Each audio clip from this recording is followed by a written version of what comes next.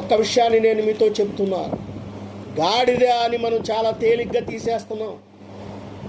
బరువు మోసేది గాడిద, భారం వహించేది గాడిద, యజమానికి నమ్మకమైనటువంటిది గాడిద.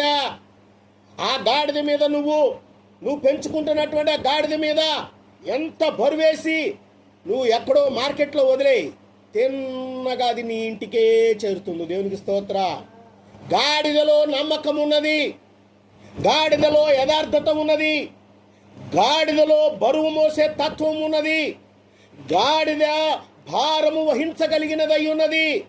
గాడిద దేవునిని మోయగలగా శక్తిమంతురాలై ఉన్నది. దేవునికి స్తోత్రము కలుగునుగాక. మనం గాడిద అంటే మనం చాలా రకాలుగా గాడిదని తీసి అవతల పారేస్తాం. ఎవడన్నా మాట వినపడితే వరే గాడిద అంటాం మనం.